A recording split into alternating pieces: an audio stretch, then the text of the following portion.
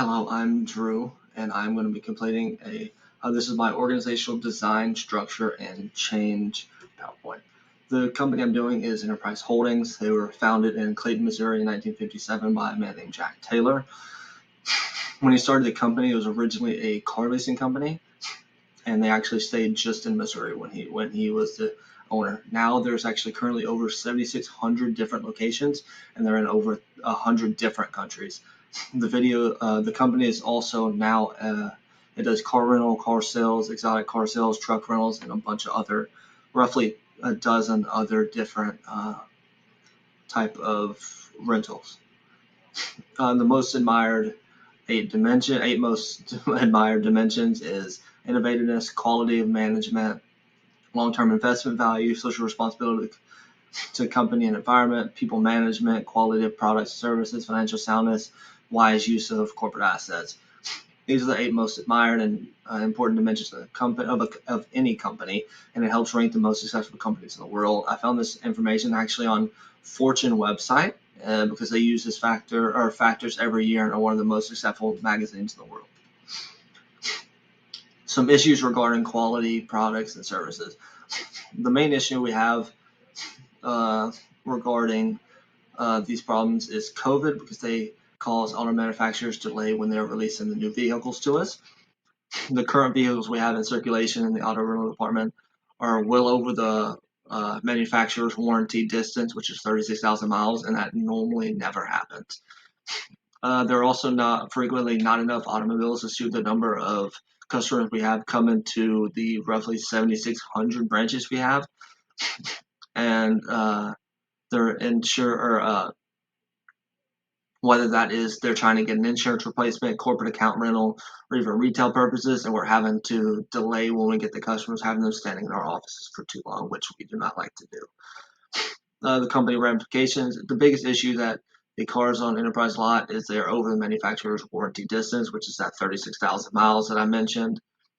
The first issue that this causes, you cannot guarantee the safety of the renters when they step in the vehicle, because once it exceeds the 36,000 miles, there could potentially be vehicle problems that come up that the company is not used to dealing with. Also, the higher the mileage goes, the more frequently the customer does not want to drive the car and requests a different option, leading to fewer vehicles on the road that we have on the road at one time. And it means that vehicle will not be able to, most people won't want to drive the vehicle, which means we'll not be able to transfer that vehicle to the sales department, because they sell used cars, and whenever they're over a certain amount of miles, they wouldn't accept them. So it's kind of wasting cars that we normally have. Also, for a company that prides themselves on customer service, they're not able to give the customers the cars they want, and they are often making them wait in the lobby for long periods of time because they don't have the cars that are actually needed to get them on the road. Now, this is the organizational structure, design, and culture of the company. The structure is an external economic factor that impact the structure of the business is how many manufacturers deliver their cars, and because of how many of them are still backed up because of COVID, so the company is not able to get those cars on time. An internal factor is that they can impact the business in an effective training program that every new member is required to complete before becoming a member of the enterprise team. And this procedure is actually roughly 4 days of going over the different ways to use like the computer and the iPad and stuff like that to put a customer through making a transaction, which you're actually not allowed to do it because you're not actually selling it to a customer. So you're not getting a very good training process because you're not able to go hands-on and do it like you're actually giving it to a customer. The struggling I mentioned is this the customer satisfaction rating and the retention of the customers that use their services, because they're having to wait so long when they get a car and they may not necessarily get the car they want, they're not as necessary to come back, and they're not going to be satisfied when they're there.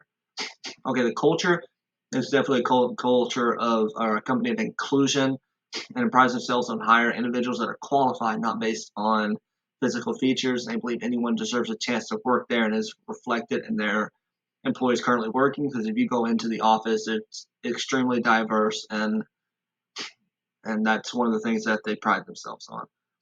Okay, now conscious capitalism. The leadership that the enterprise organization embodies might be the best in the world because they only promote individuals from within the company to get higher roles. So if you start out in the entry level, you're actually going to work your way up and potentially be a branch manager all the way up to higher area manager or anything like that. They're a private company, so they actually don't have stakeholders. So once you reach assistant manager, you actually gain money off the bottom line. So at that point, you're kind of bought in as a shareholder yourself. The 8-step process for leading change. One is urgency. Hundreds of accidents happen every week in Austin. The individuals need immediate access to another vehicle. That's easy. Next step is form power collision. Take individuals from every office of the 12 different types of car rentals or sales, and then bring them together into one powerful coalition. So you have multiple different ideas coming from everyone. Then you have to create a vision. There needs to be better company incentives, and every partner needs to get the same advantages. Like, for example, car sales is the only one that gets free vehicles, and that's not acceptable. Okay, so communicate the vision. Start every day with a message to the enterprise group message that lets everyone know you're unhappy, and then go to lunch with people from different branches so you can let them know how you feel, and then maybe they'll bring that up at their office, and then you can just keep sharing it among other people like that. So remove obstacles is the next step. So you bring in outside professional help to help you form your action plan, because they can help you see the whole picture, including the thing, and get the things out of the way that are in your way. Create short-term wins. The first step is to start new incentive programs for everyone outside the core sales division for small company victories like customer satisfaction numbers. The next is build on the change. Bring up larger incentive programs that offer cash prizes to the people that are the top in number of rentals, customer satisfaction, and who sell the most of those insurance protection plans. The last step is anchor the change in the company. Communicate the number of incentives you are giving away and how it's offered to everyone at the company. And the size of the incentives will get people talking. And the more people you have talking, the wider your message is getting. Some potential challenges you may run into is uninsured motorists, which Enterprise actually offers a damage waiver that takes all liability away from you whenever the car gets damaged. You don't have to pay for anything, and you don't have to tell your insurance. And if the car breaks down on a customer, is another challenge.